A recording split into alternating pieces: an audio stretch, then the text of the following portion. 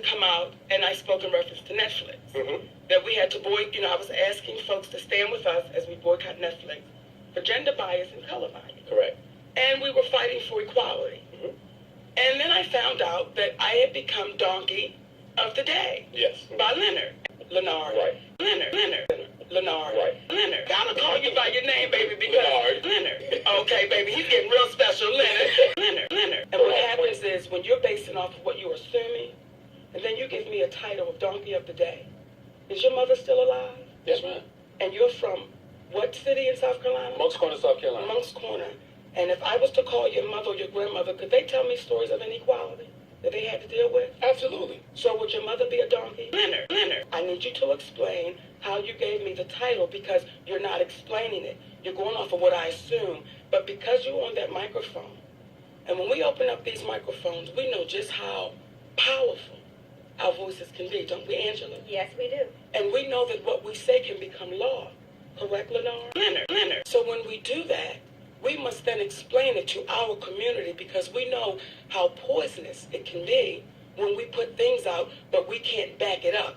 We just say it. Does it seem strange that you always have an answer when our finish line keeps getting moved?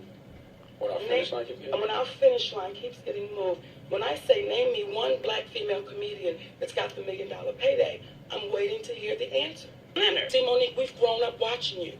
We've grown up and you've made us feel better. We've grown up and our children are now watching you. Then I come to my folks. And I have to be donkey of the day, which you still haven't explained, Leonard. Leonard. You're going to have to. Because when you make those type of statements about your sister, to our community, what you're saying to the community is, as black women, you're devalued. And if you stand up and you make a stand and you say, we need equality, and we have to say what's right and what's fair. And then a brother that looks like me from South Carolina says, you're the donkey of the day. You have to explain that to our community. Let me answer that, please, Daddy. When you say what happened when we made the counteroffer, this is why, again, Leonard, you've got to be careful with your words. Because you called your sister donkey of the day, but you didn't do your research.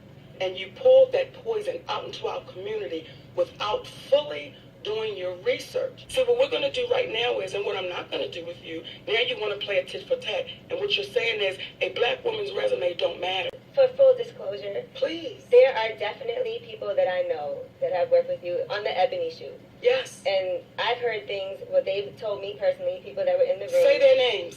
And if not, like I told Leonard, keep it on the playground. Let me answer that, Daddy.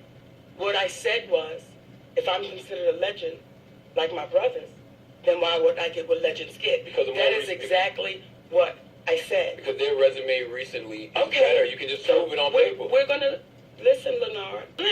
Hold on to that. Monique has to go too. But what I will say to you is, and to all the black women and women of color that is listening, when you hear this brother's voice come over the air, and I'm unapologetic about what I'm getting ready to say, he does not have a value on black women and women of color. How can you say that? Why do you say that? But you said 10 years ago, I held the door for you. I'm going to tell you why. I think that's contradictory. I'm going to tell you why I said it. Because what happens is, when you leave a place called Moncks Corner, yes, South Carolina, and you come to a big city named New York, and then you change your name to Charlamagne. I was Charlamagne in Moncks Corner, Miss Monique. Well, when you were there, you become Charlamagne the God.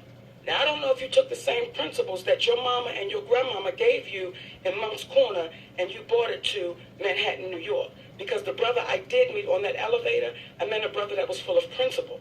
And I met a brother who would not call a sister a donkey of a day unless he knew all the information and he could back up his statements. But as we sit here and we did this interview, you begin to ask questions that you should have asked before you make the statement. Mr. Breakfast Club, good morning.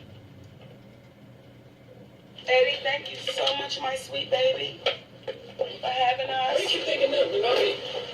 You know what, brother? You're going to hear yourself a lot from me lately. You're going to hear yourself around the world as we have to explain brothers like you. Me too. And when we watched that movie, Birth of a Nation, and we saw that man walk his wife into that master's house, we watched him walk his wife in, then we watched him go back and get him. You're that brother. I thank y'all for your time, my babies. Leonard. Okay, baby, he's getting real special, Leonard.